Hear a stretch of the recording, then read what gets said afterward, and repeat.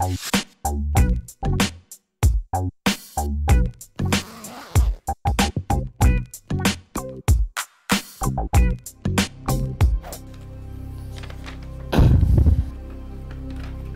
ben là, il n'y a pas de question.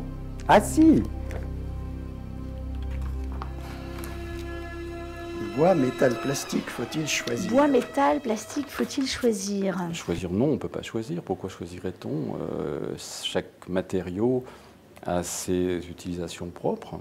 Chaque période a un matériau marqueur. Pendant des millénaires, ça a été le bois parce qu'il n'y avait que ça. Le fait est qu'au XIXe siècle est apparue la sidérurgie et qu'avec la sidérurgie, on a développé des éléments mobiliers comme d'autres éléments à base de fonte et de fer et d'acier.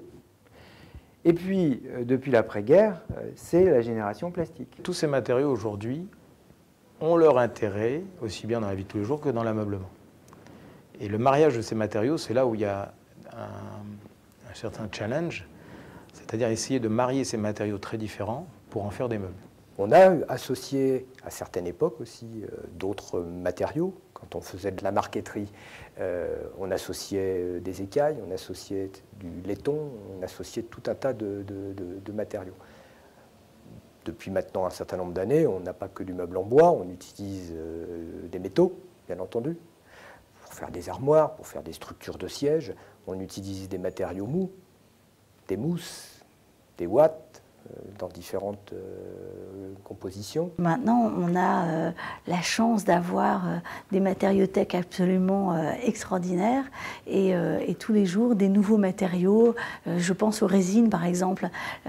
Tous les matériaux résines étaient des produits qui n'existaient pas. À ce jour, les plans de travail sont faits avec des formes extraordinaires grâce à ces nouveaux matériaux.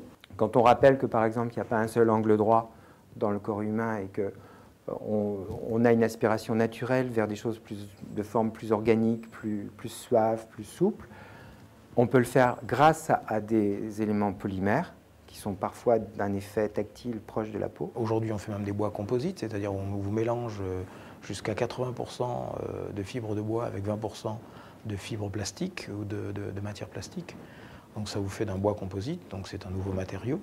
Ce qui va nous donner une matière à fort pourcentage de bois, mais que l'on va travailler comme une matière plastique. C'est aussi des supports de communication superbes. On peut communiquer sur le meuble en venant, grâce à l'impression numérique, apposer des photos, des textes sur tous les supports. Il existe beaucoup de matériaux qui ne sont pas forcément utilisés, qui ne sont pas forcément connus par le monde de l'ameublement, qui sont utilisés par d'autres secteurs, le transport, le sport, l'habillement, la maroquinerie, et tous ces matériaux, toutes ces technologies pourraient être transférées et utilisées dans le secteur de l'ameublement. Je pense que la vérité, elle est dans l'équilibre et les dosages d'utilisation de ces matériaux, pas se dire je fais du tout bois, je fais du tout plastique, je fais du tout acier.